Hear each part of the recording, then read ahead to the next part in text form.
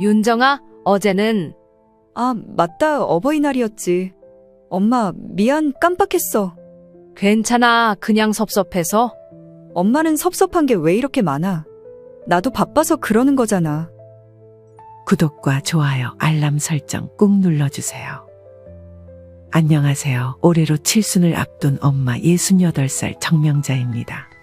여러분은 살면서 자식에게 버림받았다, 외면당했다는 느낌을 받으신 적 있으신가요? 어떻게 된 이야기인지 오늘 이야기 끝까지 들어주시고 시청자 여러분들의 의견을 아래 댓글에 부탁드립니다. 저는 요즘 나이가 들어서 그런지 자식들이 각자 저마다의 이유가 있겠거니 싶으면서도 한편으로는 왜 내 마음을 알아주지 않는 건지 속상할 때가 많아요. 말로는 이해한다고 하는데 실제로는 그렇지 않으니까요. 부모로서 이런 생각을 한다는 게 이상하게 느껴질 수도 있겠지만 저는 누구나 충분히 해볼 생각이라고 합니다. 그리고 또 누군가는 이런 문제에 굉장히 예민해져 있겠죠. 저도 그랬거든요. 처음 그 생각이 들었을 때는 정말 스스로 한심했어요. 사람이, 그것도 엄마가 자식 하나 보고 싶어서 거짓말까지 한다는 게 말이나 됩니까? 근데 그게 진짜로 말이 되더라고요. 제가 정말 심란해졌던 시기가 있었어요. 이게 자식들이 나에 대한 진심인가 싶기도 하고 실망감을 감추기 어렵더라고요. 멀리 사는 것도 아닌데 얼굴 보기가 힘들어서 결국 거짓말을 했습니다. 그런데 평소 연락도 자주 하지 않던 자식이 단번에 전화를 하더라고요. 그 일로 정말 많은 걸 깨달았습니다. 부모라고 해서 자식에게 다 퍼주기만 하는 그래야만 사람은 아니라는 것도 알았고, 최근 보게 된 드라마에서 말한 것처럼 부모는 언제나 자식을 짝사랑해야 한다는 것도 알았죠. 아직도 그 애가 자라면서 했던 말들, 지금도 머릿속에 생생합니다. 엄마는 내 거야, 아빠는 오빠 거 해. 애가 그런 말을 하면 웃으면서도 마음 한구석이 짠했어요. 그 말이 뭐예요? 나를 전부 자기 거로 만들겠다는 거잖아요. 그래서 전 정말 다졌습니다. 제 시간도, 체력도, 마음도 전부요. 초등학교 입학식 때였어요. 다른 엄마들이 일하느라 못 왔다고들 하더라고요. 근데 전 그날 아침 새벽부터 일어나서 제일 예쁜 원피스를 꺼내 입혀줬고 머리도 따아줬습니다. 학교 앞에서 딸을 놓고 오는 길에 괜히 울컥해서 혼자 눈물을 훔쳤던 기억이 나요. 윤정이 없이는 집이 텅 빈 것 같았어요. 그 아이가 사춘기를 맞았을 땐 정말 진땀을 많이 흘렸죠. 첫 생리했을 때 당황한 윤정이를 위해 몰래 학교에 가서 옷도 챙겨주고 간식도 넣어줬어요. 학부모에게 보이면 안 된다고 담임 선생님께 부탁해서 몰래 교문 밖에서 전달했습니다. 그런 날 집에 돌아와 혼자 웃었어요. 내가 이 나이에 뭐 하고 있나 싶지만 그래도 이게 행복이지 싶었죠. 딸이 대학에 붙었을 땐 하늘이 준 선물이라고 생각했어요. 서울로 올라간다 했을 때 남편이 그랬죠. 굳이 멀리 보낼 필요 있냐? 가까운데도 좋은 학교 많잖아. 윤정이가 원하는 거잖아. 그래야 마음 놓고 공부하지. 그때부터 전 매달 반찬을 싸서 올라갔어요. 명절에도 못 내려올 땐 제가 직접 찾아갔습니다. 비 오는 날 남대문역 앞에서 큰 캐리어 들고 윤정이 자취방 찾아가던 기억이 나요. 그 작은 원룸 안에 내 젊은 날이 다 들어간 것 같았어요. 첫 직장에 합격했다는 전화 받았을 땐 한동안 핸드폰을 귀에 대고 울었어요. 엄마, 나 됐어. 합격했어. 그래, 잘했다. 우리 딸. 근데 그 순간 나도 모르게 이런 생각이 들었어요. 이제 점점 멀어지겠구나. 내 손 안에 있던 아이가 이제 점점 날 벗어나겠구나. 딸이 처음 사윗감이라고 데려온 이재훈이란 청년은 말수가 없고 예의는 있었지만 어딘가 윤정이와 어울리는 사람 같진 않았어요. 그래도 윤정이가 좋다니까 저흰 반대 안 했어요. 그래야 부모죠. 결혼식 날 윤정이가 웨딩드레스를 입고 제 손을 잡았어요. 엄마, 나 예뻐? 그 말에 가슴이 철렁했습니다. 얘는 지금 엄마 손을 놓으려는 거구나. 그 생각에 웃으면서도 눈물이 나더라고요. 결혼하고 처음 보러 갔던 날, 윤정이 얼굴은 참 밝았어요. 근데도 이상하게 그 집에서 내가 있을 자리가 없다는 생각이 들었어요. 처음으로 내가 엄마라는 이유만으로 이 아이 곁에 있을 수 없구나 그걸 느꼈죠. 그때부터 조금씩 거리가 생겼던 것 같아요. 윤정이와 나 사이의 시간들이 떠올라서 거짓말을 하고서도 미안한 줄 몰랐던 거예요. 그만큼 정말 보고 싶었고 그만큼 정말 사랑했거든요. 내가 아픈 척을 해야만 오는 관계가 됐다는 게 참 비참하긴 했지만요. 그날 밤 딸이 제 무릎에 얼굴을 파묻고 잠들었어요. 숨결이 고르고 따뜻했어요. 그 애는 여전히 제 딸이었어요.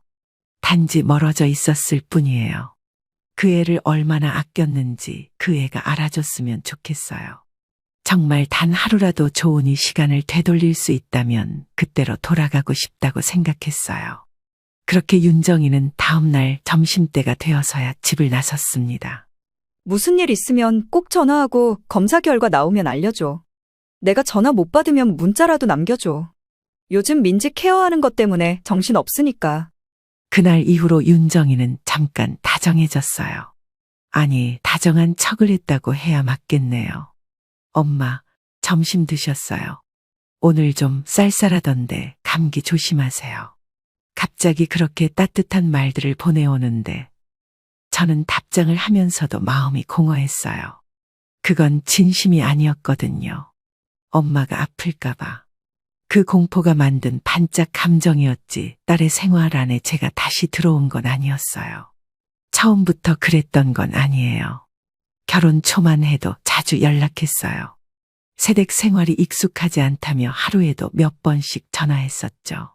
엄마, 이거 간장 몇 스푼이야? 이러다 된장찌개가 망하겠어. 둘이서 먹을 거면 한 스푼 반이면 돼. 고춧가루는 조금만 넣고. 그런 날들이 이제는 까마득한 옛날 얘기처럼 느껴져요. 윤정이가 달라진 건 애 낳고 나서부터였던 것 같아요. 첫째를 낳았을 때는 그래도 종종 연락을 했어요. 근데 둘째가 태어나고부터는 그야말로 연락두절이었습니다. 전화하면 안 받거나 짧게 끊기 일쑤였어요. 윤정아, 목소리 좀 들으려고 전화했어. 엄마 미안해. 애들이 울어서. 나중에 전화할게. 그 나중이라는 말이 하루, 이틀, 일주일, 한 달이 되더라고요. 제가 전화를 하지 않으면 그 애는 먼저 연락하지 않았어요. 한 달, 두 달 지나고 나면 그제서야 짧은 톡 하나. 엄마, 요즘 어때요? 바빠서 연락 못 드렸어요. 그런 문자를 보면 기뻐야 하는데 화가 났어요. 그래, 문자라도 보내준 게 어디냐. 그렇게 생각해야 하는 내가 너무 초라했어요. 남편은 그런 제 마음을 알고도 일부러 툭툭 말을 던졌어요. 당신이 너무 애지중지 키워서 그런 거야. 그게 무슨 말이야? 딸이 엄마를 쉽게 보니까 이러는 거지. 그 사람 말이 맞는 것도 같았어요. 그 애는 제게 너무 많은 걸 받았고 그래서 고마움보다는 당연함만 남은 게 아닐까 싶었어요. 설날 즈음이었어요. 아들네 가족이 먼저 와서 다 같이 밥을 먹고 있을 때 윤정이에게 전화해봤어요. 윤정아, 설인데 언제쯤 오니? 엄마, 우리 이번엔 집에 있으려고. 민지도 감기 기운 있어서. 아이고, 감기 걸렸어? 약은 먹었고. 응, 그이가 병원 데려갔어. 그럼 다음 주쯤이라도 내려올 수 있어? 이번 주 지나면 다시 바빠질 것 같아서 엄마, 미안해. 그날 아들 식구들 앞에서는 웃고 있었지만 내 안에서는 무너져 내리는 소리가 들렸어요.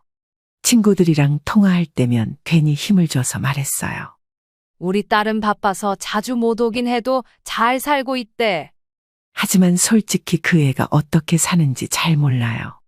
민지가 초등학교에 들어갔다는데 학교는 어디로 갔는지도 아직 못 들었어요. 생각해보면 딸이 엄마한테 전화도 안 하고 엄마가 먼저 물어보지 않으면 아무것도 말하지 않는 사이가 언제 이렇게 돼버린 걸까요? 남편은 그 모습을 보면서도 또 한마디 보탰습니다. 이젠 그냥 놔둬. 전화 좀 해라. 그 말도 하지 마. 왜? 그 말 하는 게 뭐가 그렇게 잘못이야? 자존심 문제지. 부탁처럼 들리잖아. 그 말 듣고 며칠은 일부러 참았어요. 하지만 참는다고 속이 편하진 않더라고요. 나중엔 그 말조차 꺼낼 수 없는 사이가 되는 거예요. 윤정이에게 처음으로 서운하다고 말한 날이 있었어요. 어버이날이었어요. 집에서 조용히 밥을 먹고 있었는데 전화도 문자도 없었거든요. 다음 날 제가 먼저 전화를 걸었죠. 윤정아, 어제는 아, 맞다. 어버이날이었지. 엄마, 미안, 깜빡했어. 괜찮아. 그냥 섭섭해서. 엄마는 섭섭한 게 왜 이렇게 많아? 나도 바빠서 그러는 거잖아. 그 한마디에 저는 더 이상 아무 말도 못했어요. 그 애는 몰랐던 거죠. 그 섭섭하다는 말 안에 얼마나 많은 생각과 감정이 들어있는지를요. 이제는 연락이 와도 설레지 않아요. 전화기가 울리면 오히려 긴장부터 돼요. 무슨 일 있나 싶어서요. 그게 부모 마음이에요. 그 애가 지금도 모를 수도 있어요. 그저 하루에 몇 분이라도 목소리만 들려줘도 세상이 다 따뜻해지는 사람이 있다는 걸요. 저는 이제 더 이상 말 안 해요. 전화 좀 해라 그 말도 안 해요. 그 말 한마디가 딸에게는 부담이 되고 저한테는 눈물의 씨앗이 되더라고요. 그냥 기다릴 뿐이에요. 혹시라도 정말 혹시라도 그 애가 먼저 전화를 걸어주는 날이 올까 해서요. 처음엔 그저 바쁜 줄만 알았어요. 윤정이네는 애가 둘이니까 직장도 있고 요즘 살림이 얼마나 힘들어요. 그래서 명절 한 번 못 내려와도 전 그냥 참았어요. 근데 그게 해마다 반복이 되니까 그게 습관처럼 굳어졌어요. 설날도 추석도 이젠 그 애 없는 명절이 더 익숙해졌어요. 처음 몇 번은 기다리다가 밥도 안 먹고 있었는데 이젠 그냥 아들내 먼저 밥 차려줘요. 그 애는 올 생각이 없는 거니까요. 그날도 그랬어요. 아들 가족들이 명절 아침에 와서 북적북적했죠. 손주들도 뛰어다니고 며느리는 전 부치느라 바빴고요. 윤정이는 뭐래? 아침에 문자가 왔어. 오늘은 집에서 쉰다고. 뭐 또 이번에도 안 온대? 요즘 회사 일도 힘들다잖아. 명절에라도 쉬어야지. 그래도 지 부모는 안 보고 시댁엔 갔다며? 그 말을 듣고 가슴이 철렁했어요. 그날 밤 조용히 딸이 올린 단체 채팅방 메시지를 봤어요. 거기엔 생일상 사진이 올라와 있었어요. 상다리가 휘어지게 차려놓은 음식들과 시부모와 함께 웃고 있는 윤정이 얼굴이 있었어요. 그걸 보는데 목구멍이 턱 막히더라고요. 여보, 이것 좀 봐. 뭔데? 윤정이가 시댁에 생일상 차려드렸대. 그래? 이런 것도 할 수 있으면서 말을 잇지를 못했어요. 나는 명절마다 오지도 않는 애인데 생일상을 저렇게 정성껏 차려주는 모습을 보니 서운하다 못해 서글펐어요. 그날 이후로 자꾸 비교를 하게 됐어요. 동네 친구들이랑 통화할 때면 더 심했어요. 어머, 너희 아들은 또 이번 주말에도 왔대? 그럼 우리 아들 와서 마당도 치워주고 갔지. 그 말을 들을 때마다 나는 대답할 말이 없었어요. 우리 딸은 한 달에 한 번도 못 본다. 그 말을 차마 못하겠더라고요. 그 애가 우리 집에 마지막으로 왔던 게 언제였는지 이젠 정확히 기억도 안 나요. 가끔 민지 사진이나 카톡으로 오긴 해요. 그럴 땐 괜히 그 사진 보면서 얼굴 보듯이 보고 또 봐요. 하지만 그런 사진 하나로 내 마음이 채워지진 않아요. 윤정이한테 직접 말해본 적 있어요. 윤정아, 우리도 생일인데 밥 한 끼는 하자. 엄마, 나 진짜 바빠. 그날도 일정이 있어서 못 갈 것 같아. 그럼 다음 주라도 보자. 글쎄, 일정 보고 연락할게. 연락은 결국 없었어요. 사위한테 전화를 해본 적도 있어요. 그 사람은 그래도 좀 더 정중하게 말해줘요. 장모님, 죄송해요. 요즘 윤정이가 정신이 없어서. 애들 때문에 그런 거지? 네, 민지학원 스케줄도 많고 회사도 일 많고요. 그 말을 듣고는 그냥 알겠다고 했지만 속으로는 이렇게 생각했어요. 그럼 여긴 시간 나고 거긴 시간 안 나는 거야. 한 번은 일부러 대놓고 말한 적 있어요. 이서방, 우리 딸이 시댁은 자주 가던데 우리 집엔 왜 안 오게 하나? 그건 제가 말하기 좀 조심스러운데요. 윤정이가 부담스러워해서요. 부담스러워? 왜? 어머님이 서운하다고 자주 말씀하셔서 그게 조금 걸리나 봐요. 그 말을 듣고는 아무 말도 못했어요. 내가 서운한 것도 말하면 안 되는 사람이 됐구나. 그걸 그날 처음 알았어요. 생일, 명절, 어버이날 이젠 아무것도 기대 안 해요. 오히려 아들들이 챙겨주는 밥상이 더 고맙게 느껴질 정도예요. 윤정이는 아예 마음이 떠났나 봐요. 딸이라는 사람이 이렇게까지 외면할 수 있는 건가 싶어요. 어느 날 친구가 그러더라고요. 다른 집 자식들은 안 그래. 딸이면 더 잘 챙긴다더라. 그 말 듣고 집에 와서 혼자 중얼거렸어요. 그래, 우리 딸은 다른 집 자식은 아닌가 보다. 병원 가는 길이었어요. 딱히 어디가 아픈 건 아니었어요. 그냥 뭐라도 좀 검사를 해보자 싶어서 동네 내과에 갔어요. 대기실에 앉아 있는 내 옆에는 나보다 젊은 사람들이 앉아 있었어요. 근데 그 사람들 다 휴대폰으로 누군가와 대화를 나누고 있더라고요. 어떤 이는 통화하면서 그랬어요. 나 병원 왔어. 허리 아파서 오늘은 애 좀 데리고 나가죠. 그 말에 심장이 철렁했어요. 부모가 아프면 자식은 이렇게 걱정도 해주고 챙기기도 하는구나 싶어서요. 근데 나는 아파도 연락할 사람이 없었어요. 의사가 말했어요. 정명자님, 혈압은 조금 높고 콜레스테롤 수치도 조정해야겠네요. 그 말에 괜히 덧붙였어요. 혹시 뭐 심각한 건 없을까요? 의사는 웃으면서 말했어요. 이 정도면 연세의 흔한 수치예요. 무리만 안 하시면 됩니다. 무리, 그게 뭔지도 모르겠더라고요. 요즘 나는 무리를 안 해서가 아니라 할 일이 없어서 조용한 거거든요. 집에 돌아와서 남편한테 말했어요. 여보, 병원 다녀왔어. 뭐래? 그냥 피 검사했는데 수치가 좀 그렇대. 그러게 맨날 나돌아 다니더니. 이젠 좀 쉬어. 그 말에 괜히 서운했어요. 그 사람도 이제는 내 기분엔 관심이 없구나 싶었죠. 저녁에 혼자 주방에 앉아 멍하니 있던 중이었어요. 윤정이 사진을 한참 들여다보다가 나도 모르게 문자를 써내려갔어요. 윤정아, 병원인데 검사 결과가 좀 안 좋대. 쓰고 나서 손이 떨렸어요. 몇 번을 지웠다 썼다를 반복하다가 결국 보내버렸어요. 10분도 안 돼서 전화가 왔어요. 떨리는 손으로 받았죠. 엄마, 지금 병원이야? 어디야? 동네 내과였는데 그냥 피 검사했더니 뭐래? 정확히 뭐가 안 좋대? 수치가 좀 그렇다는데 큰 병원 가보라더라.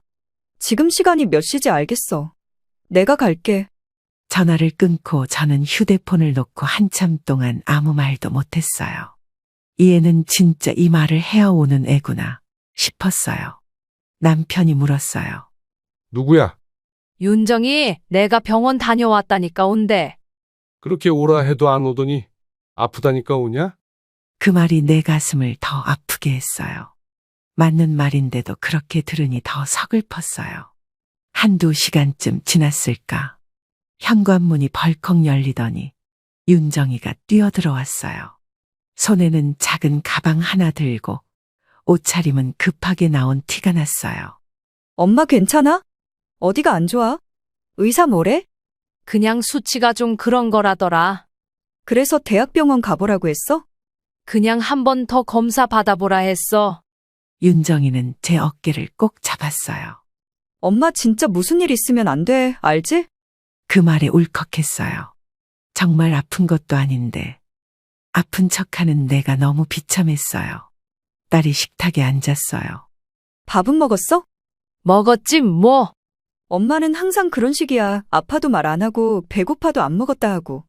그 순간적으로 짜증이 나더라고요. 그럼 너라도 자주 왔어야지. 그럼 내가 굳이 거짓말했겠니? 그 말을 삼키느라 입술을 꽉 깨물었어요. 잠시 후 사위가 전화로 상황을 확인했는지 윤정이 핸드폰으로 물어보더라고요. 어머님 괜찮으셔? 무슨 일 있으면 연락 줘. 그 대화 뒤로 윤정이가 부엌으로 와서 제 손을 잡았어요. 엄마, 나 좀 무서웠어. 왜? 엄마한테 전화 온 거 보고 심장이 쿵 떨어졌어. 괜히 막 별 생각 다 들고. 그 말을 듣고는 더 이상 아무 말도 못 하겠더라고요. 내가 그 생각을 일부러 하게 만든 사람이잖아요. 그날 밤 윤정이는 우리 집에 자고 갔어요. 그게 몇 년 만인지 몰라요. 민지도 없이 혼자 온 건 처음이었죠. 밤중에 화장실 가는 길에 거실에서 담배 피우던 남편이 중얼거렸어요. 평소에는 연락도 없고 오지도 않다가 아프다고 해야 오는구나. 그 말이 귀에 박혀서 안 잊혀지더라고요. 나 자신이 싫었어요. 거짓말하는 내가 싫고 그걸로 감동받은 윤정이가 미웠어요. 그 애가 나를 정말 사랑했으면 내가 이런 짓까지 안 했을 텐데 싶어서요.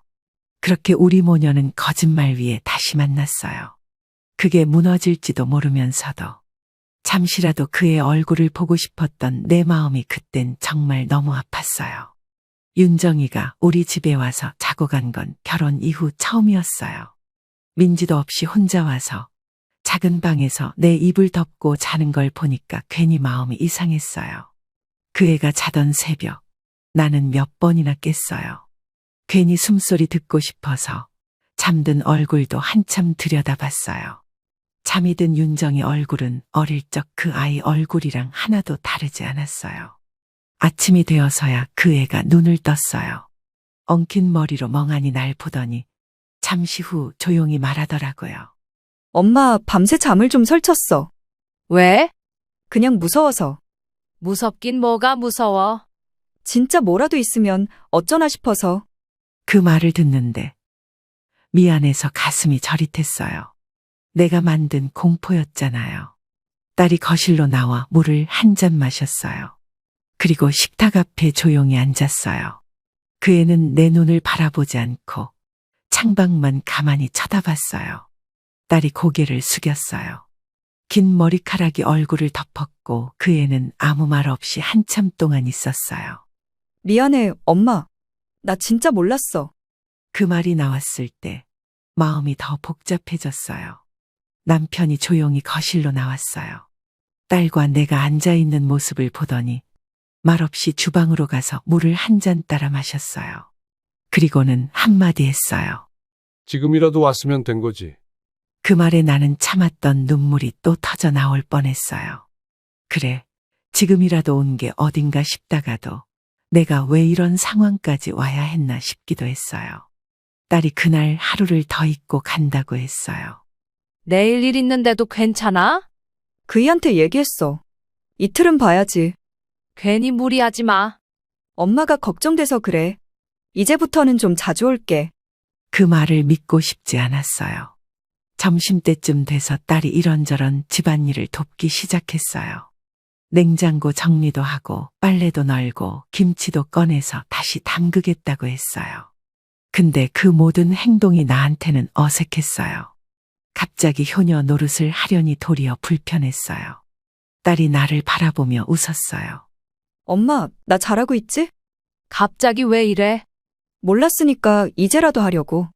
윤정아, 그냥 편하게 있어. 억지로 하지 마. 나는 진심이었어요. 억지로 미안해하고 억지로 착한 딸하는 게 차라리 더 아팠어요. 그날 저녁 딸은 다시 제 옆에 누워서 말했어요. 엄마는 내가 그렇게까지 멀어진 것 같았어? 응, 난 네가 날 지운 줄 알았어. 아니야, 정말 아니야. 그러면 그냥 가끔이라도 전화했어야지. 보고 싶다고 했어야지. 그 말이 끝나자 우리는 둘 다 아무 말도 못했어요. 그냥 어둠 속에서 서로의 숨소리만 들었어요. 그날 밤 나는 기도를 했어요. 내가 아픈 게 아니어서 다행이고 이 거짓말이 오늘로 끝이 나서 다행이라고요. 근데 이게 정말 끝일까? 내가 안 아프면 그 애는 또 잊을까? 그런 생각이 자꾸 들었어요. 윤정이가 다녀간 이틀은 참으로 이상한 시간이었어요. 딸이 곁에 있으니 좋았는데 마음 한구석이 불편했어요. 말로는 고맙다고 했지만 행동은 그저 낯설고 어색했어요. 밥을 차려줘도 집안을 치워도 그 애가 웃는 모습이 참 좋은데도 자꾸 내 마음속에선 이게 진짜일까 하는 의심이 들었어요. 그날 오후 딸이 나가기 직전이었어요. 짐을 챙기고 신발을 신으면서 말했어요. 엄마, 나 가고 나면 꼭 병원 다시 가봐. 내가 예약해 줄게. 됐어. 그냥 지켜보라더라. 그래도 대학병원 가서 MRI 같은 거 찍어봐야지. 괜찮다고 방심하면 안 돼. 그 순간 더 이상 이대로는 안 되겠다는 생각이 들었어요. 이 아이가 더 이상 내 거짓말 위에서 헛된 걱정하며 사는 것도, 내가 감정에 매여 진실을 덮고 있는 것도, 이젠 그만해야겠다고 마음먹었어요. 딸이 현관문을 열기 직전 내가 입을 열었어요. 윤정아, 딸이 돌아봤어요. 표정은 환한 미소였어요. 응, 엄마. 엄마, 사실은 괜찮아. 콜레스테롤 수치만 높은 거야. 그 말이 나오는데 가슴이 쿵 내려앉는 소리가 내 귀에도 들렸어요. 딸은 그대로 멈췄어요. 웃음기 사라진 얼굴이 천천히 굳어갔어요. 뭐라고? 병원에서 그냥 콜레스테롤이 높다고 했어. 다른 건 다 괜찮대. 그럼 그 문자 엄마 그거 일부러? 보고 싶었어. 너 얼굴이 너무 보고 싶었어. 그날따라 정말. 딸의 눈이 점점 흔들렸어요. 입술이 파르르 떨렸고 손끝이 허공을 헤매는 게 보였어요. 딸이 조용히 신발을 벗고 들어왔어요. 문을 닫지도 않았고 말도 하지 않았어요. 그저 식탁에 앉아 고개를 숙였어요. 그게 거짓말이었단 말이야? 응, 미안해. 엄마 그건 좀 너무했어. 그렇게라도 해야 올 것 같았어. 나는 말하면서도 눈물이 났어요. 이 애한테 미안하고 나 자신에게도 너무 서글펐어요. 그럼 내가 온 건 괜히 온 거야? 아니야, 오니까 좋았어. 네가 내 옆에 있다는 게 얼마나 좋았는지 몰라. 그게 아니라 진짜 걱정했단 말이야. 잠도 못 자고 별 생각 다 하고. 딸의 눈에서 눈물이 떨어졌어요. 울고 있는데 나는 그 눈물을 닦아줄 수 없었어요. 그럴 자격이 없다고 느껴졌어요. 그때 남편이 거실에서 나왔어요. 상황을 짐작했는지 딸과 나를 번갈아 바라보다가 조용히 말했어요. 엄마가 그런 말 안 했으면 너 안 왔겠지. 아빠 그건 또 무슨 말이야. 넌 너무 오래 안 왔어. 네 엄마한테는 네 얼굴이 약이야. 그거 몰랐냐? 딸은 아무 말도 못했어요. 그 말은 그 아이도 부정할 수 없었나 봐요. 조용한 침묵이 흐르고 딸이 물었어요. 엄마는 내가 미웠어? 아니, 단 한 번도. 그럼 왜 그렇게 속였어? 너무 보고 싶었는데 말로는 안 되더라. 그래서 미쳤던 것 같아. 그 말밖엔 할 수가 없었어요. 이유야 100가지가 넘지만 결국은 하나였어요. 너무 보고 싶었어요. 딸은 다시 짐을 챙겼어요. 아까와는 다르게 말없이 빠르게 움직였어요. 그럼 이제 괜찮은 거지? 응, 검사 다시 안 해도 될 정도래. 그럼 다음엔 거짓말 말고 그냥 전화해. 그 말에 고개만 끄덕였어요. 그래야겠죠. 그래야 하는데 그게 얼마나 지켜질지는 모르겠어요. 딸이 떠나고 집안은 다시 조용해졌어요. 나는 식탁에 혼자 앉아서 그 아이가 마셨던 컵을 들여다봤어요. 그 안에는 아직도 미지근한 물이 남아 있었어요. 나는 그 물을 마시지 않았어요. 그저 가만히 들여다보다가 조용히 싱크대에 붓고 말았어요. 마음 한켠이 텅 비는 소리가 들렸어요. 사위에게서 저녁쯤 연락이 왔어요. 어머님, 윤정이 괜찮은가요? 응, 별말 안 하더라. 좀 놀란 것 같아서요. 그래도 어머님 진심은 알았을 거예요. 그 말이 위로가 되긴 했지만 내가 딸한테 상처를 준 건 변하지 않는 사실이었어요. 그날 밤 혼자 방 안에 앉아 불도 안 켜고 가만히 있었어요. 딸이 내게 진심을 내보이기 전에 내가 먼저 무너졌다는 게 참 부끄럽고도 아팠어요.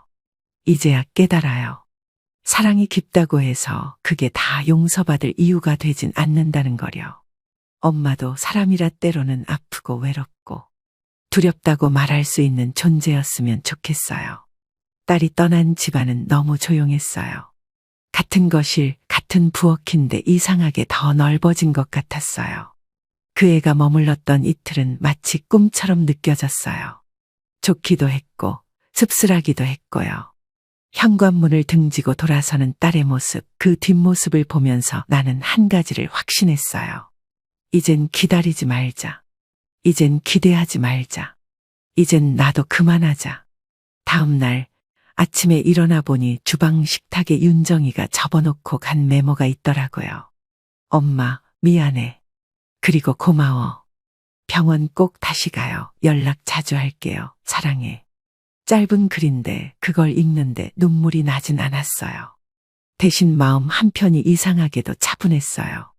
남편은 조용히 나를 바라보더니 물었어요. 윤정이 간 거 아쉬워? 아쉬운 건 이제 없어. 진심이야? 응, 이제 기대 안 하려고. 그게 덜 서운하더라. 남편은 그 말을 듣고 한참을 말이 없었어요. 그러더니 조용히 한마디 했어요.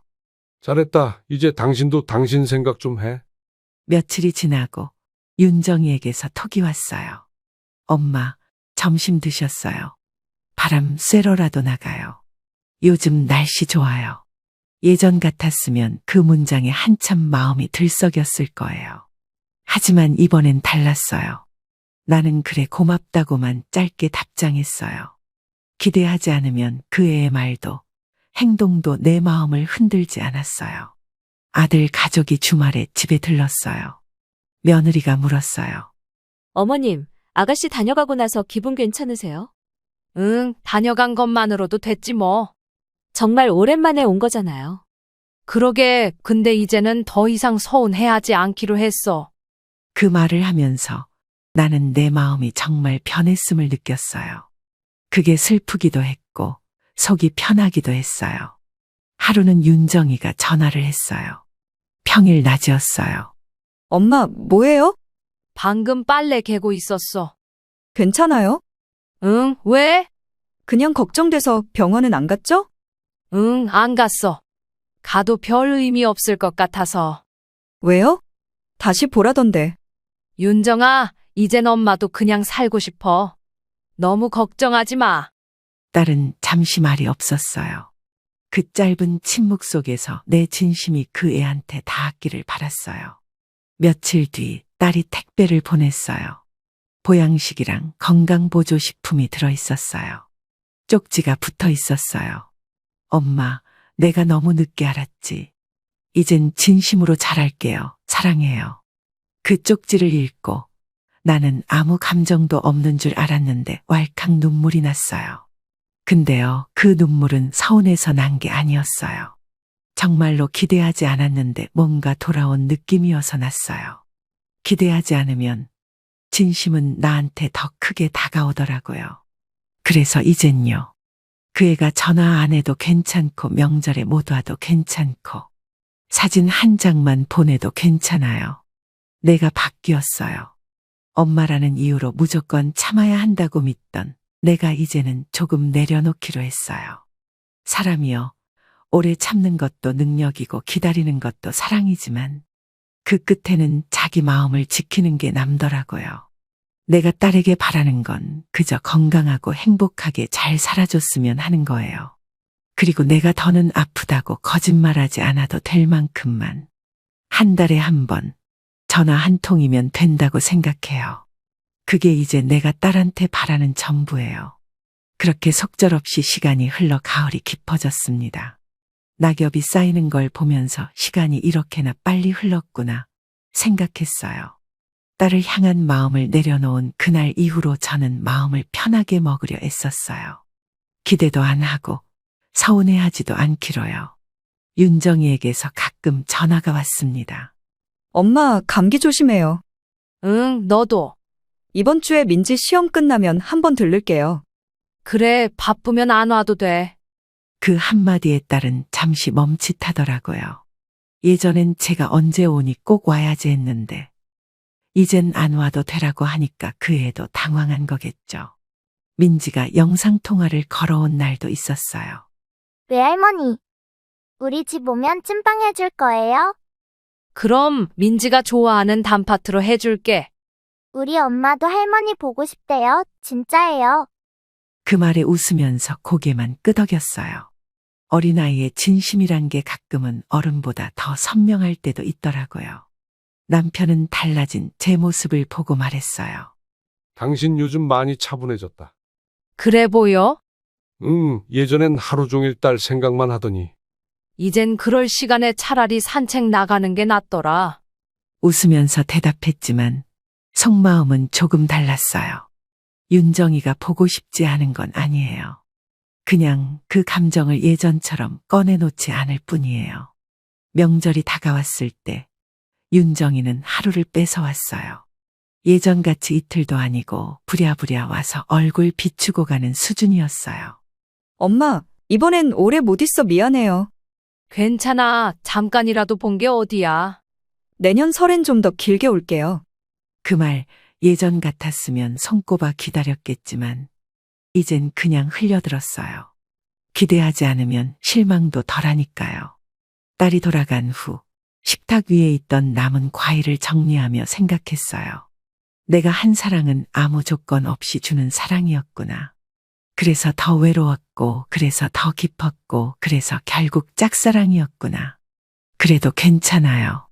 엄마란 그런 거라고 그렇게 배웠고, 그렇게 살아왔으니까요. 그 애가 내 사랑을 기억하지 않아도, 나 혼자 다 주고 끝나도 그래도 괜찮아요. 하루는 친구가 말했어요. 넌 참 딸한테 애틋한 엄마였어. 그 말에 내가 뭐라고 대답했는지 아세요? 이젠 그냥 애틋하지 않은 엄마가 되고 싶어. 그게 무슨 말인지 그 친구는 잘 몰랐겠지만 나는 그 말이 내 속을 비워주는 말 같았어요. 지금 이 글을 보고 있는 누군가가 있다면 이렇게 말하고 싶어요. 기다리는 사랑도, 먼저 손 내미는 사랑도 너무 오래 되풀이되면 그건 짝사랑이더라고요. 이제는 저도 제 자신을 조금 더 사랑하면서 살고 싶어요. 딸을 사랑했던 만큼 내 몸도 내 마음도 챙기고 내 시간을 쓰고 싶어요. 딸은 아직도 모르겠죠. 자기가 짓궂은 말 한마디에 엄마가 몇 밤을 울었는지 그런 건 이제 말해주지 않을 거예요. 그저 딸이 행복하게 살기를 바랄 뿐이에요. 사랑은요, 나눌 수 있을 때 예쁜 거지 한쪽만 주면 언젠가는 기억에서조차 닳아버리더라고요. 그래도 저는 그 애를 사랑해요. 그게 짝사랑이었다 해도 그 사랑만은 내 인생에서 가장 진심이었던 거니까요. 시청자 여러분, 오늘 이야기 어떠셨나요? 여러분들의 생각과 경험을 아래 댓글에 공유해 주세요. 누가 오라고 했니? 이제 와서 무슨 낯짝으로 왔어? 이게 제 얼굴에 대한 어머님 답장이신가요? 무슨 소리야. 그건 그냥 기운 정리하려고 붙여둔 거야. 네가 무슨 대단한 존재라고 그걸 네 얘기로 받아들이니? 감귤밭 기운 걱정하시기 전에 가족 기운 먼저 생각하셨어야죠. 할머님 돌아가신 그날에도 귤 타령부터 하신 분이잖아요. 내가 뭘 그렇게 잘못했단 거야. 며느리 하나 잘못 들여서 집안 기운이 흐트러진 걸 어떡해. 그래요. 저 때문이라고 해요. 근데 제가 뭘 그렇게 했는데요? 감귤 따고 새참 차리고 무시당하고 모욕당하면서도 견뎠잖아요. 그만해 여보. 지연이한테 언제까지 그렇게 할 거야. 어머니 돌아가시고 난 뒤로 더 심하잖아. 제가 이 집에 들어오고 나서부터 일이 계속 꼬이잖아요. 어머니 돌아가시고 감귤 수확량 줄고 나 혼자 다 감당하고 있잖아요.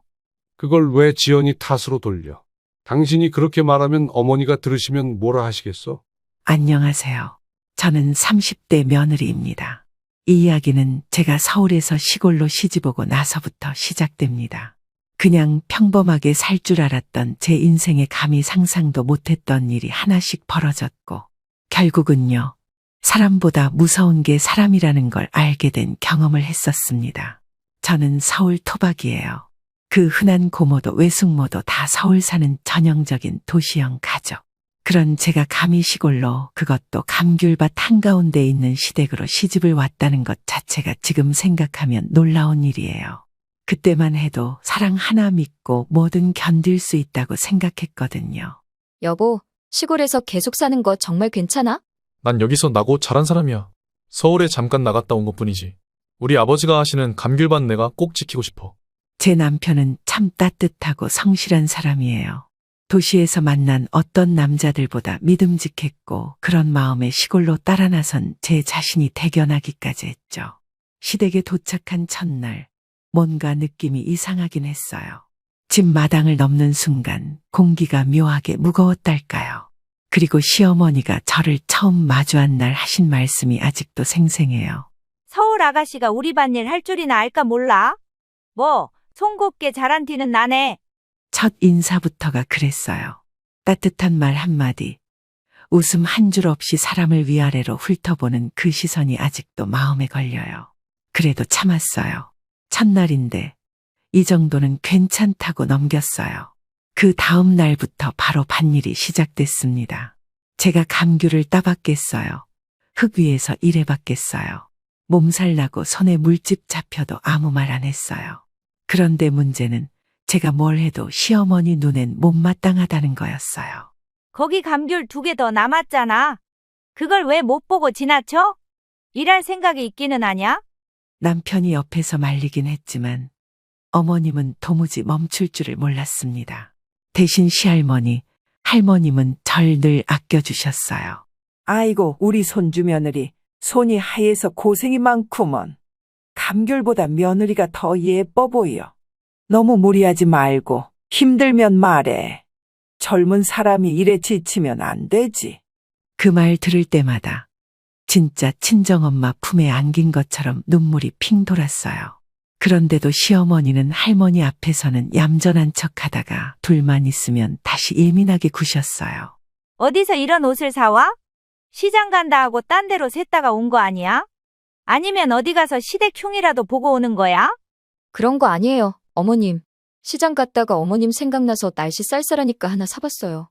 내 생각은 무슨? 며느리가 벌써부터 친정 편들면 집안 기운이 흩어져. 그 말에 마음이 쿵 내려앉았어요. 내가 지금 뭘 잘못하고 있는 거지, 그런 생각만 자꾸 들었어요. 그러던 어느 날 아침부터 시어머니가 현관 앞에 소금을 뿌리고 계시더라고요.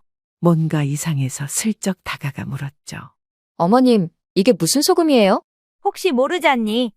이 집에 들어오고부터 자꾸 기운이 안 좋아서 그래. 나쁜 거 들고 다니는 사람이 있을 수도 있으니 미리 차단해야지. 그 말을 듣는데 진짜 내가 무언가가 된 기분이었어요. 사람 취급 안 받는 것 같았고 내가 뭔가를 잘못해서 이 집에 나쁜 기운을 몰고 들어온 존재처럼 느껴졌어요.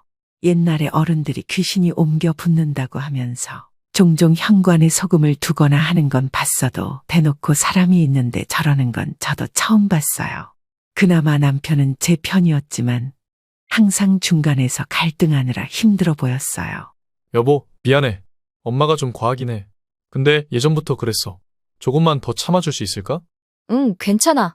나도 이해하려고 노력해볼게. 하지만 이해하고 참는데도 한계는 있잖아요. 그 집안엔 뭐랄까? 겉으로는 조용한데 속은 늘 부글부글 끓는 그런 분위기였어요. 그때까지만 해도 저는 몰랐어요. 그 침묵의 이유가 단순한 성격 차이도 생활 습관도 아니었다는 걸요. 그 집안에 오래도록 봉인돼 있던 아주 깊고 낡은 상처 때문이었다는 걸요. 그날 이후로 어머님은 부쩍 더 예민해졌습니다. 아무 일도 아닌데 눈치를 주고 말끝마다 미묘한 뉘앙스를 남겼습니다. 심지어 제가 부엌에서 물을 흘리고 닦다가 살짝 문지방을 밟은 날엔 얼굴이 확 굳어버리셨습니다. 지금 뭐 하는 거니? 문지방 밟으면 안 되는 거 몰라? 그게 다 재수 떨어지는 징조야. 아, 죄송해요. 일부러 그런 건 아니고 물 닦다가 그만. 네가 일부러 안 했다는 건 알지?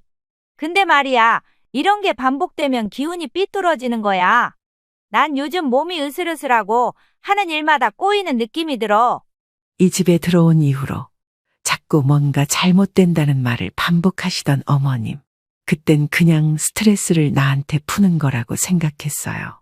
근데 정말 이상했던 건 그날 밤부터였습니다. 잠든 남편이 자다가 갑자기 깼습니다. 식은땀을 흘리며 이마를 짚었고 숨을 거칠게 몰아쉬더라고요. 여보, 이상한 꿈을 꿨어. 엄마가 이상한 사람들한테 둘러싸여 있었어. 근데 나를 보면서 웃는데 얼굴이. 괜찮아, 꿈이잖아. 그냥 꿈일 뿐이야. 너무 신경 쓰지 마. 그렇게 말은 했지만 솔직히 저도 불안했습니다. 요즘 들어 어머님 행동이 예사롭지 않았거든요. 방 한켠엔 향냄새가 진하게 깔려 있었고 현관에는 언제부터인지 작은 항아리가 하나 놓여 있었습니다. 처음엔 그저 장식인 줄 알았는데 며칠 후 정자 할머님이 그걸 보고 표정이 굳으셨습니다. 이거 누가 가져다 뒀니? 어머님이 놔두신 것 같은데요. 저도 자세히는 몰라요.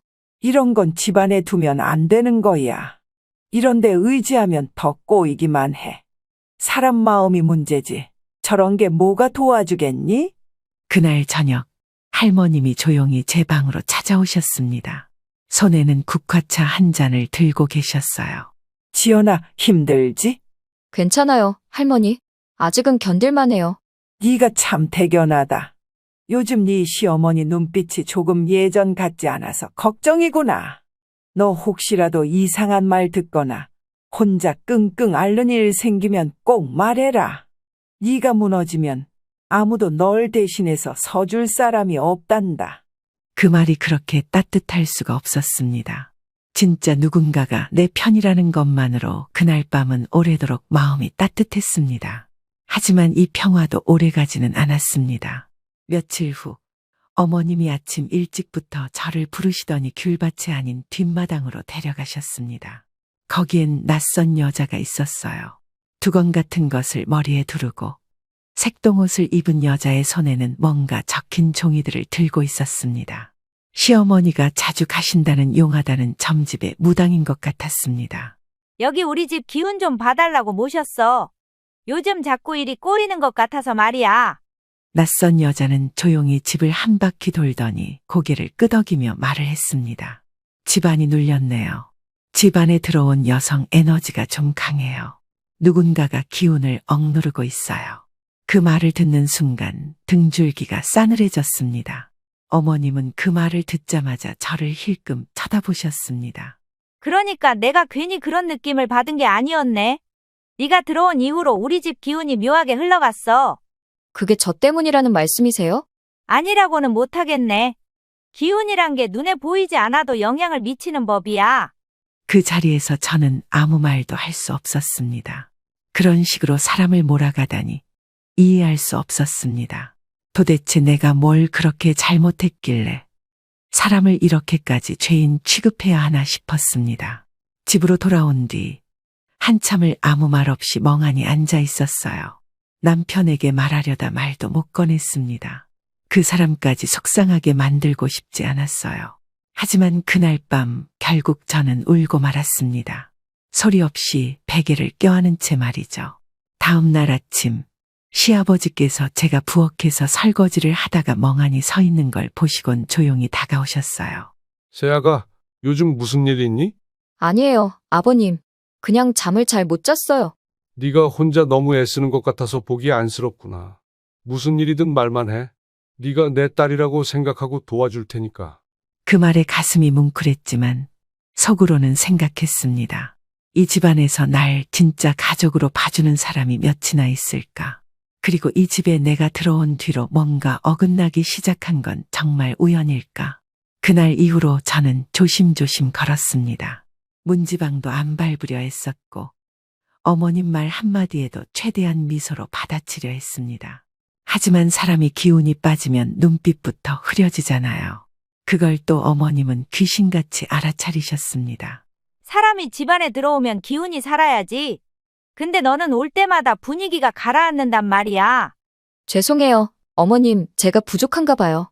부족한 건 모르겠고 뭔가 단단히 따라 붙은 것 같긴 해. 이쯤 되면 그냥 무시해도 되는데 이상하게 마음이 계속 가라앉았습니다. 누군가 자꾸 너는 불길한 존재야라고 반복해서 말하면 나도 나를 그렇게 보게 되더라고요. 다행히 정자 할머님이 그날 저녁 마당으로 불러내셨습니다. 손엔 쑥과 마른 귤 껍질을 넣은 주머니 하나 들고 계셨습니다. 우리 손주 며느리 이거 갖고 있어. 이게 귀신 쫓는데 좋다는 얘기도 있고 뭐 다 미신이긴 하지만 너는 이걸로라도 마음 붙이면 좋겠구나. 감사해요, 할머니. 사실 저 많이 무서워요. 제가 뭘 그렇게 잘못했는지 모르겠고, 넌 잘못한 거 없어. 괜히 어른들 마음속 상처가 너한테로 쏟아지고 있는 거야. 그걸 다 네 탓이라고 생각하지 마라. 그 말에 울컥했습니다. 말없이 고개를 끄덕이고는 주머니를 꼭 쥐었습니다. 며칠 뒤 시어머니께서 갑자기 마당에 나와 큰 소리로 말씀하셨습니다. 내가 이번 새참은 며느리가 직접 차리게 할 거야. 그래야 기운이 바뀌지.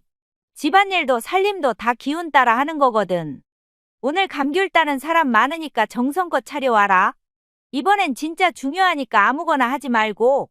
그 말을 듣는 순간 속이 부글부글 끓었습니다.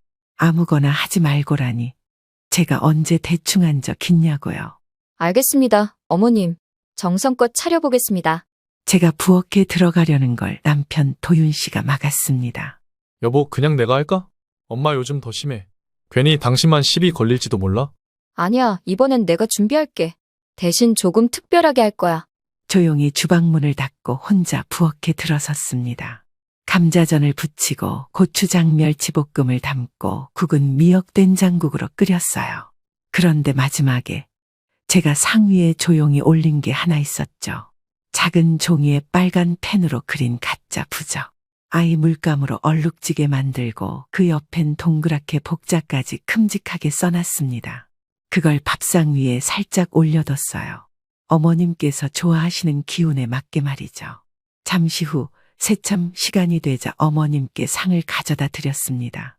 어머님, 새참 준비됐습니다. 기운 넘치게 특별히 신경 썼습니다. 그래, 어디 보자. 이번엔 얼마나 성의껏 했나 볼까? 어머님은 상보를 걷다가 갑자기 멈추셨습니다.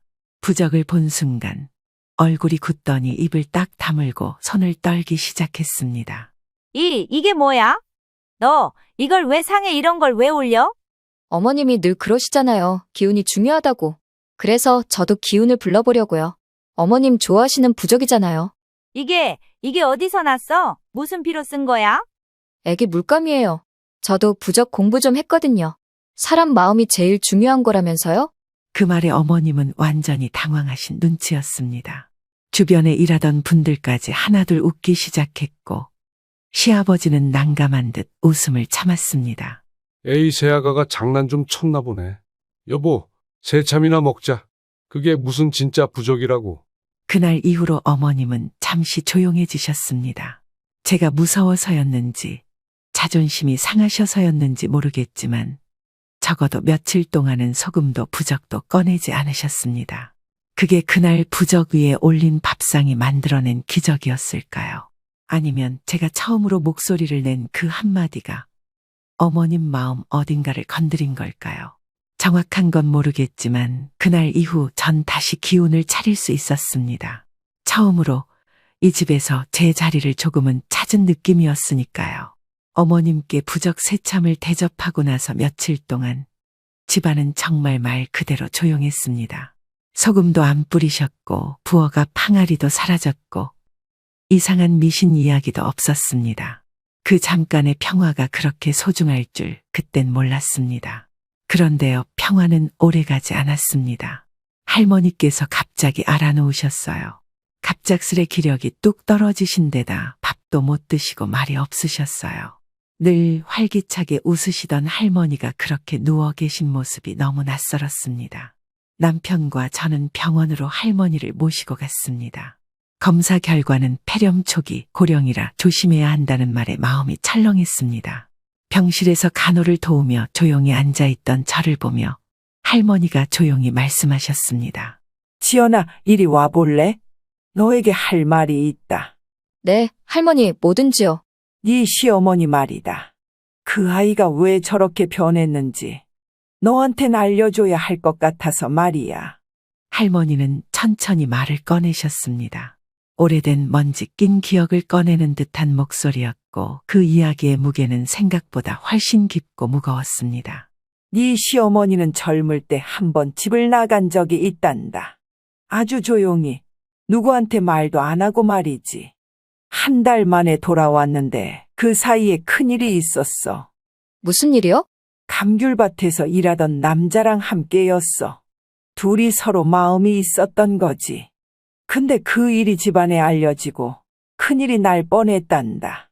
도윤이 아버지, 그러니까 네 시아버지랑 맞선을 보기로 한 날, 그 아이는 그 남자와 사라졌고 결국 맺어지지도 못한 채 돌아왔지. 뱃속에 아이까지 지운 상태로 말이다. 그 뒤로 사람이 달라졌어. 웃지 않았고 아무도 믿지 않았어. 그 기억을 가슴에 묻고 살아왔지. 그걸 잊으려고 자기 자신까지 부정했단다. 그 말을 들은 순간 온몸이 굳었습니다. 시어머니가 늘 불안정했던 이유, 사람을 밀어내던 이유가 어렴풋이 이해되기 시작했습니다. 그래서 저한테 그랬던 걸까요? 너는 그 아이의 젊은 날을 닮았어. 말도 조곤조곤하고 순하고 부드럽고 겁없이 마음 다 열고 사람 대하는 모습이 그때 말순이 같았거든. 그게 무서웠을 거야. 너를 보며 과거의 자기가 떠올랐을 테니 다시는 그런 상처를 받고 싶지 않았겠지. 한동안 아무 말도 할 수 없었습니다. 그저 할머니의 손만 꼭 잡고 눈물이 흐르는 걸 감추기 바빴습니다. 며칠 후 할머니는 집으로 돌아오셨습니다. 힘은 여전히 없으셨지만 방에 누워 계시는 대신 마루에 앉아 가족들을 바라보셨습니다. 그날 저녁 식사 자리에서 할머니가 말씀하셨습니다. 말순아, 네, 어머님. 너 지연이한테 할 말 없니? 사람 마음이란 게 억누를수록 썩는 거야. 네 속에 담은 말, 이젠 꺼내야 할 때가 되지 않았니? 내가 너를 하루 이틀 봐온 게 아닌데 네 속을 모를 리가 있어? 너도 진심이 아니었잖니. 누가 뭐래도 네 며느리고 우리 집 식구잖니. 이제 그만해도 된다. 잠시 정적이 흘렀고 어머님은 조심스럽게 입을 여셨습니다. 처음으로 그동안 내내 피해 오던 눈빛으로 저를 똑바로 보셨습니다. 지연아, 나 너한테 미안하단 말을 못했어. 아니, 하기가 싫었어. 네가 예전 내 모습 같아서 자꾸 거슬렸고 그래서 괜히 더 세게 굴었어. 근데 나도 이제는 좀 놓아야 할 것 같아. 네가 부적을 밥상에 올려놨을 때 사실은 웃겼거든. 근데 그게 너무 서럽더라. 내가 그렇게까지 돼 있었구나 싶어서. 어머님, 너한텐 정말 미안하다. 내가 겁이 많았어. 누군가 날 다시 믿어주면 또 배신당할까봐 그랬어. 그게 변명은 안 되겠지만. 그 순간 제가 처음으로 시어머니와 눈을 맞추고 있었습니다. 무섭고 거칠기만 하던 그 눈빛에서 처음으로 슬픔이 보였습니다. 그건 분명 진심이었습니다. 어머님 이제라도 말씀해 주셔서 정말 감사합니다. 저도 어머님을 이해하고 싶었어요. 지연아, 나 다시 잘해볼게. 정말이야. 그날 밤 시할머님이 제 손을 꼭 잡고 말씀하셨습니다. 사람 마음은 그렇게라도 꺼내야 사는 거야. 네가 잘 견뎌줘서 말순이도 이제 조금은 변할 수 있을 거야. 이 집안에 오래 묵은 그림자 하나, 너 때문에 거치는구나. 그 말을 들으며 저는 조용히 고개를 숙였습니다.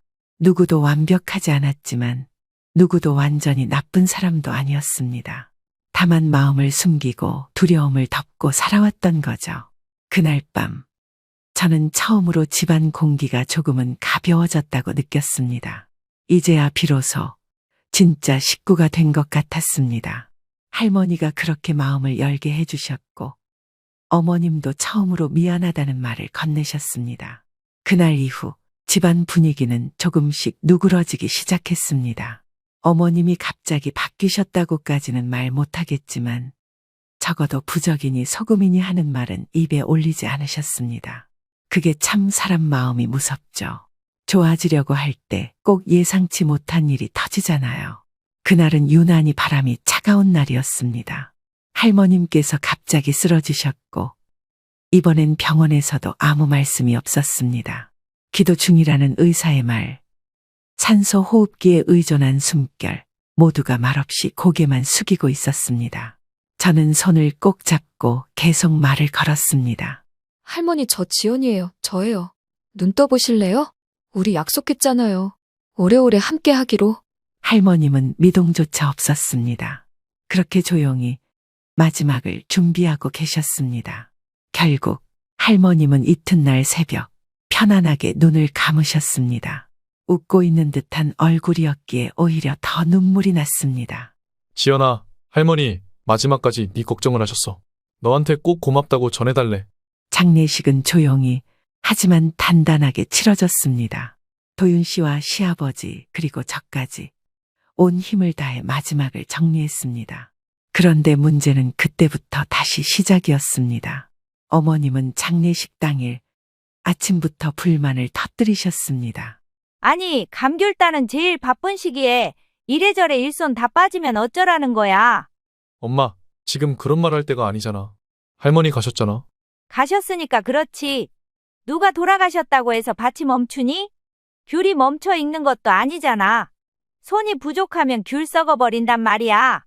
저는 그 말을 듣고도 아무 말 하지 않으려 했습니다.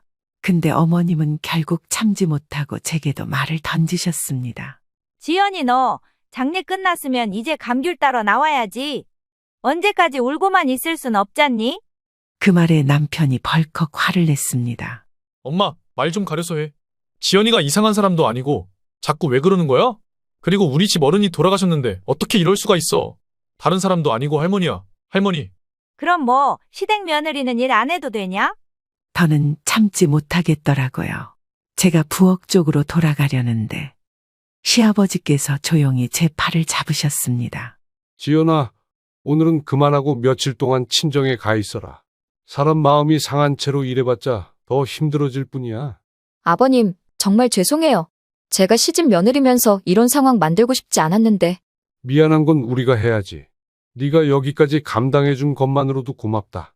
오랜만에 친정부모님도 뵙고 혼자만의 시간도 보내고 그러고 와라. 그렇게 해서 저는 아이와 함께 친정으로 내려왔습니다. 장례가 끝난 뒤 며칠은 눈물도 흐르지 않았습니다. 마음이 텅 비어버린 듯 그냥 무기력했습니다. 친정에 오니 엄마가 해주시던 국수 냄새가 익숙하게 다가왔습니다. 이젠 제가 그 자리를 채우고 있었죠. 친정엄마는 제 얼굴을 보고 놀라셨습니다. 우리 딸 얼굴이 왜 이렇게 야위었어? 시댁에서 뭐 힘든 일이 있었니? 엄마, 그냥 할머니 장례 치르고 나서 마음이 좀 그렇네. 네 시어머니가 또 뭔 말했니? 내 딸 눈빛 보면 다 안다. 이번엔 또 무슨 짓을 한 거야? 엄마 그 얘기 말고 그냥 국수나 말아줘. 그렇게 친정에서 며칠을 지내는 동안 마음도 조금씩 차분해졌습니다. 하지만 마음 한구석이 편치 않았습니다. 할머니가 계셨을 땐 나를 막아주는 울타리가 있었는데 그분이 안 계시니 어머님의 기운이 다시 거세질까 두려웠습니다. 그러던 어느 날 남편이 시댁에서 연락을 받고 다급하게 전화했습니다. 지연아, 엄마가 또 이상한 짓을 해. 집안 대문에 부적을 붙였대. 그것도 빨간 피처럼 보이는 물감으로. 이건 좀 심각해. 또 시작이네. 그 순간 머릿속이 멍해졌습니다. 겨우 꺼냈던 진심, 겨우 열린 마음이 다시 닫히려 하고 있었습니다. 알았어, 갈게. 정말 가기 싫었지만 더 도망치고 싶진 않았습니다. 이대로 등을 돌리면 평생 마음속에 남을 것 같았어요.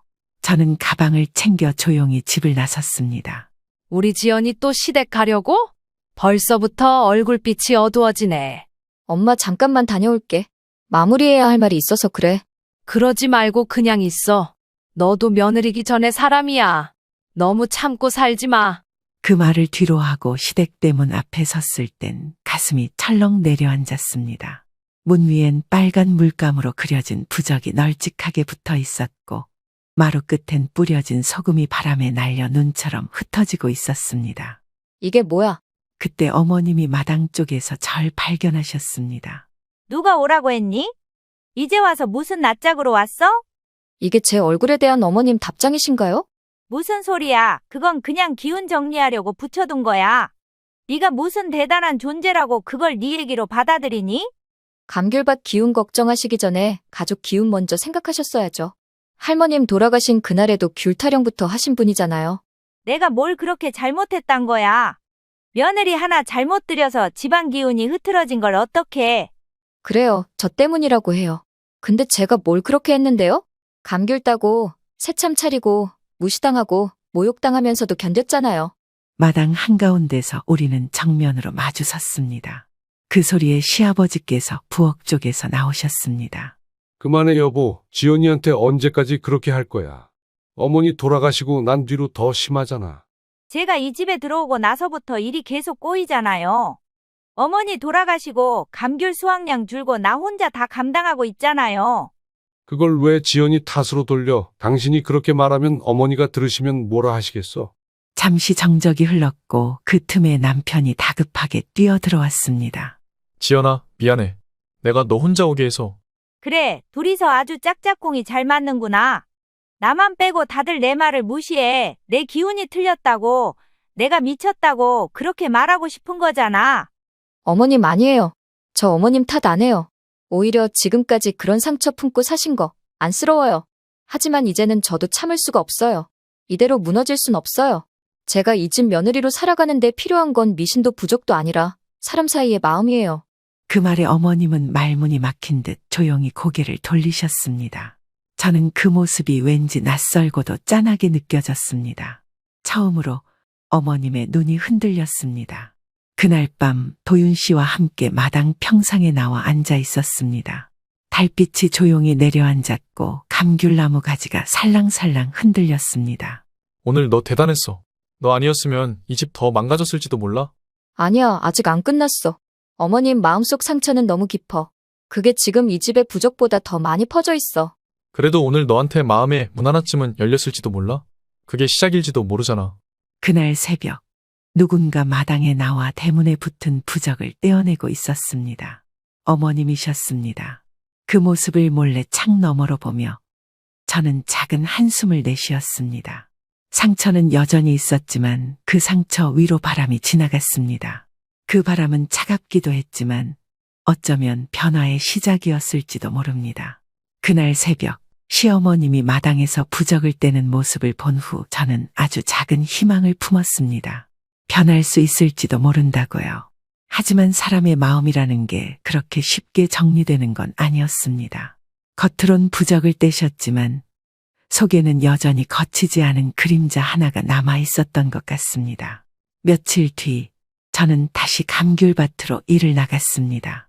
할머님이 계셨을 때처럼 다들 바삐 움직였고 저는 새참 준비를 하며 익숙한 일상에 녹아들려 애썼습니다. 하지만 어머님은 여전히 제게 말을 걸지 않으셨고 눈도 잘 마주치지 않으셨습니다. 그 묵묵한 침묵 속에서 저는 조심스레 다시 다가가 보기로 했습니다. 어머님, 귤상자 옮기다가 손 비셨다면서요. 약 좀 발라드릴게요.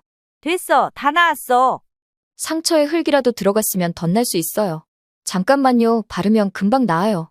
어머님은 말없이 손을 내밀긴 하셨지만 시선을 끝내 피하셨습니다. 저는 조용히 약을 바르고 반창고를 붙여드렸습니다. 이제 안 아프실 거예요. 그날 밤 남편과 함께 밥을 먹는데 어머님께서 갑자기 입을 여셨습니다. 너 둘째는 언제 가질 생각이니? 순간 젓가락이 멈췄습니다. 그 말이 반가워서가 아니라 예상치 못한 질문이었기 때문이었습니다. 아직은 생각이 없어요. 서로 일도 있고 좀 더 여유가 생기면요. 지금도 충분히 괜찮아요. 그게 늦으면 안 좋아. 여자는 적당한 때가 있는 거야. 나중에 후회하지 말고 계획이라도 해둬야지. 터울 많이 둬도 힘들다. 그 말에 남편이 조용히 끼어들었습니다. 엄마, 우리끼리 결정할게. 너무 갑작스럽게 그런 말 하지 마. 안 그러다가 왜 그래? 나는 그냥 조언한 거다. 또 말을 꼬아서 듣네. 뭐만 하면 내가 이상한 사람이야? 그 순간 또다시 예전의 어머님으로 돌아간 듯한 그 눈빛이 스쳤습니다. 뭔가를 말하고 싶어 입술을 달싹이다가도 끝내 삼키고 마는 사람처럼 저는 그 눈빛을 보며 다시 한번 생각했습니다. 이 사람은 아직 아무것도 끝내지 못했구나. 며칠 뒤 시아버지께서 부엌에서 저를 부르셨습니다. 지연아, 시간 괜찮니? 할 얘기가 있어서. 네, 아버님 말씀하세요. 네 시어머니 말이다. 요즘 좀 나도 도무지 마음을 모르겠구나. 한참 좋아지나 했는데 또 벽을 세우는 것 같아. 저도 그래요. 처음엔 부적을 떼셨길래 조금 기대했는데 아직 상처가 남아있는 것 같아요. 사실 할머니 돌아가신 뒤에 네 시어머니가 밤마다 혼자 울기도 했어. 네가 본 적은 없겠지만 할 말이 많았던 것 같아. 그 말을 듣고 마음이 먹먹해졌습니다. 울음을 보이지 않던 사람이 혼자서 울고 있었다는 사실이 이상하게 아프게 다가왔습니다. 며칠 뒤 밭일이 끝난 저녁 무렵, 저는 일부러 어머님 방 앞에서 큰 소리로 감귤나무 가지를 정리하며 말했습니다. 감귤나무 아래 풀 뽑아놨어요. 뿌리부터 정리하느라 고생 좀 했네요. 조용히 문이 열렸고 어머님이 나오셨습니다. 네가 그걸 다 했다고? 네, 그냥 마음도 같이 정리하려고요. 뿌리째 뽑히면 다시는 안 자라니까요. 어머님은 아무 말 없이 한참 저를 바라보시더니 고개를 끄덕이셨습니다. 처음으로 고집도 비꼼도 없는 눈빛이었습니다. 너도 많이 아팠겠네. 네, 어머님도 그러셨죠? 잠시 감귤나무 밑에서 우리는 아무 말 없이 서 있었습니다. 서로 꺼내지 못한 말들이 바람 속에서 흔들렸고 미처 닿지 못한 마음들이 조용히 움직이기 시작했습니다. 정리되지 않은 상처들은 여전히 우리 사이에 있었지만 그 상처를 마주하는 방법을 우리는 조금씩 배우고 있었던 것 같습니다. 어머님과 감귤나무 아래에서 마주섰던 그날 이후 저는 한동안 마음이 편안했습니다. 짧은 순간이었지만 처음으로 서로의 고통을 인정했던 시간이었으니까요. 하지만 평화란 언제나 그렇듯 너무 짧고 또 너무 조용하게 깨집니다. 며칠 후 친정엄마께서 전화가 왔습니다. 오랜만에 듣는 엄마 목소리가 낯설게 느껴졌습니다. 지연아, 괜찮니? 바쁠 텐데 통화 괜찮아? 응, 엄마, 괜찮아. 무슨 일 있어? 아니야, 그냥 네 목소리 듣고 싶어서. 말은 그렇게 하셨지만 그건 엄마가 무언가 숨기고 있다는 신호였습니다. 어릴 적부터 그래왔으니까요. 결국 저는 아이와 함께 잠시 친정에 다녀오기로 했습니다. 시댁 식구들께는 조용히 말씀드렸습니다.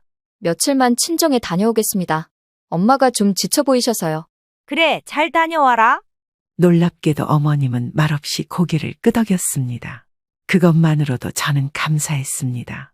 친정집에 도착하자마자 엄마 얼굴부터 살폈습니다. 말로는 괜찮다 하셨지만 눈 밑이 축 처져 있었고 손에 힘이 없었습니다. 엄마, 어디 아파? 얼굴이 왜 그래? 별건 아니야. 병원에 갔더니 스트레스 때문이라고 하더라. 진짜야? 정밀검사 같은 건 해봤어? 했지. 결과 나오는데 며칠 걸린대. 엄마는 아무렇지 않게 말했지만 제 마음은 이미 바닥을 치고 있었습니다. 혹시 그 불안한 예감이 맞아떨어지면 어쩌나 싶어서요. 그날 밤 저는 남편과 통화를 했습니다. 괜찮아. 어머니는 좀 나아지신 것 같아? 괜찮은 척 하시지만 전혀 아니야. 결과 나오기 전까진 아무것도 모르겠어. 지연아, 필요하면 말해. 내가 내려갈게. 감귤밭 일도 지금은 좀 조정할 수 있어. 응, 고마워. 당신 말 들으니까 힘이 나네. 이틀 뒤 병원에서 전화가 왔습니다. 검사 결과를 직접 들으러 오라는 말에 저는 아예 아이를 친정아버지께 맡기고 엄마와 병원으로 향했습니다. 진료실 안 의사는 조심스럽게 설명을 시작했습니다. 그리고 제가 가장 두려워하던 말을 꺼냈습니다. 초기 유방암입니다. 다행히 전이는 없지만 수술과 항암 치료가 필요합니다. 순간 머리가 하얘졌습니다. 엄마는 담담하게 고개를 끄덕였지만 저는 의자에 그대로 얼어붙었습니다. 병원 복도에서 저는 엄마 손을 꼭 잡았습니다. 엄마 미안해. 내가 더 자주 왔어야 했는데 엄마 몸 하나 못 챙긴 게 너무 미안해. 얘가 왜 그래? 너 시댁에서 얼마나 애쓰는지 내가 모르냐? 나야 괜찮아. 수술 받고 치료하면 되지. 괜찮긴 뭐가 괜찮아. 나 엄마한테 아직 못한 말, 못한 효도 너무 많은데. 엄마는 제 손등을 천천히 쓰다듬으셨습니다. 지금 이렇게 내 옆에 있어주는 게 제일 큰 효도야. 엄마는 그걸로 됐다. 그날 밤 저는 남편에게 사실을 모두 털어놨습니다. 그래서 뭐든 필요하면 말해. 내가 엄마랑 아버지께 다 얘기할게. 올해 감귤은 나 혼자라도 어떻게든 수확할 테니까. 당신 괜찮겠어? 어머님 분명 또 뭐라고 하실 텐데? 괜찮아. 이번엔 내가 당신 앞에 설 거야. 그 말이 얼마나 든든하게 들렸는지 모릅니다. 하지만 동시에 또 다른 고요한 균열이 생기고 있다는 것도 느껴졌습니다. 며칠 후 남편이 시댁에 제 얘기를 전했다는 소식을 들었습니다. 그리고 예상대로 시어머님의 반응은 조용하지만 날카로웠습니다. 그래, 뭐 친정 엄마가 아프시다는데 어쩌겠니? 근데 너까지 빠지면 이 집 일은 누가 해? 엄마, 제발 그런 말 좀 그만해. 사람보다 감귤이 더 중요해? 그런 소리 하니까 나만 나쁜 사람 되잖아. 난 그저 현실 얘기하는 거야. 남편은 말을 잇지 못했다고 했습니다. 그리고 그날 밤, 저도 조용히 울었습니다. 엄마가 아픈 것도, 어머님이 그러신 것도 다 받아들이기엔 너무 벅찼습니다. 하지만 다음 날, 저는 결심했습니다. 이젠 눈치만 보며 살 수는 없다는 걸. 누구도 완전히 이해해주지 않아도 적어도 제 삶은 제가 지켜야겠다는 걸요. 엄마의 수술 날짜가 잡히고 저는 시댁에 마지막 인사를 드리기 위해 다시 마당에 섰습니다. 언제부터였을까요?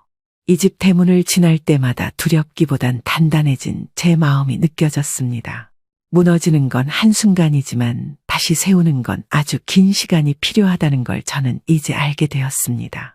어머님은 여전히 부엌에서 귤을 닦고 계셨습니다. 그 손놀림은 익숙했지만 마음은 여전히 낯설게 느껴졌습니다. 어머님, 내일부터 병원에 들어가야 해서요. 아마 며칠은 연락도 어렵고 집에도 못 올 것 같아요. 그래, 그렇게 해. 혹시 어머님 드시고 싶으신 반찬 있으세요? 마지막으로 새참이라도 정성껏 차려드리고 싶어서요. 어머님은 고개를 들지 않으셨습니다. 그저 조용히 말하셨습니다. 알아서 해. 저는 조용히 부엌으로 들어갔습니다. 이 집에 처음 시집와서 서툰 손으로 밥상 차리던 날들이 주마등처럼 스쳤습니다. 그때 저는 인정받고 싶었습니다. 이 집의 며느리로 한 사람의 가족으로 살아남고 싶었거든요. 그리고 오늘 저는 그 마음으로 다시 밥상을 준비했습니다. 하지만 이번엔 누구에게 잘 보이기 위함이 아니었습니다. 그저 이 관계의 끝에 남을 제 진심을 보여주기 위해서였죠. 된장국엔 멸치를 제대로 우려냈고 감자조림은 어머님이 좋아하시는 간장 비율 그대로 맞췄습니다. 그리고 작은 접시에 조용히 종이 하나를 올렸습니다. 그건 부적이 아니었습니다. 예쁜 무늬가 들어간 편지 한 장, 그 위엔 손글씨로 짧은 문장이 적혀 있었습니다. 어머님도 누군가의 딸이셨겠죠. 그래서 저는 어머님을 끝까지 미워할 수 없었습니다. 마당에 밥상을 내놨을 때 어머님은 이미 평상에 앉아 계셨습니다. 제가 상을 내놓자 그 위에 놓인 편지를 보시고는 잠시 멈칫하셨습니다. 이건 뭐냐? 그냥 제가 전하고 싶은 말이에요. 읽으시고 버리셔도 괜찮아요. 그날 어머님은 말없이 국을 떠드셨습니다. 한참을 아무 말 없이 드시고 마지막엔 젓가락을 내려놓으시며 말씀하셨습니다. 지연아, 네, 어머님. 처음에 네가 시집 왔을 때 내가 너무 겁이 났어. 너처럼 순한 애가 우리 집에 들어오면 결국 또 상처 주게 될까 봐. 그래서 먼저 내쳤어. 미리 거리를 뒀던 거야. 저도 겁났어요. 그래서 도망가기도 했고요. 그런데 네가 끝까지 내 옆에 있어줬지. 나한테는 없는 거였어. 그런 용기. 이제는 말할 수 있을 것 같아. 정말 미안했다. 그리고 고맙다. 그 말에 저는 끝내 참았던 눈물을 터뜨렸습니다. 저도 미안했어요. 어머님 마음까지는 헤아리지 못했던 것 같아요. 그날 처음으로 우리는 서로의 눈을 똑바로 바라봤습니다. 어느 쪽도 무너지지 않았고 어느 쪽도 이기려 들지 않았습니다. 그저 사람과 사람으로 마주선 순간이었습니다. 며칠 뒤 저는 엄마와 병원으로 들어갔습니다. 수술은 성공적이었고 회복도 빠른 편이었습니다. 너 시어머니랑 무슨 일이 있었던 거니? 전화 와서 내 건강 걱정하시더라. 그래? 의외네. 그래, 그분도 사람이더라. 저는 조용히 웃었습니다. 어쩌면 저도 그 말을 해주고 싶었던 건지도 모르겠습니다. 며칠 후 시댁에서 택배 하나가 도착했습니다. 작은 감귤 상자였고 그 안엔 짧은 쪽지가 들어 있었습니다. 첫 수확 감귤입니다. 맛있게 드세요. 말순. 엄마는 상자를 열어 감귤을 하나 드시곤 말씀하셨습니다. 네 시어머니가 이런 걸 다 보내주시고 얼마나 감사하니. 아무래도 멀리서도 내가 아픈 게 신경 쓰이시나 보다. 그러니까 엄마, 많은 사람들이 엄마 걱정하고 있어. 내가 옆에서 열심히 도와줄 테니까 우리 빨리 회복하자. 항암 치료 힘들어도 이겨내고. 아무렴, 그래야 우리 손주랑도 놀아주지. 엄마 다 나으면 제주도에 한번 놀러 갈게. 알았어. 어머님도 아버님도 좋아하실 거야. 그나저나 이 집 감귤은 예전보다 훨씬 달아졌네. 저는 조용히 속으로 대답했습니다. 엄마, 그건 감귤이 달라진 게 아니라 우리가 달라졌기 때문이야.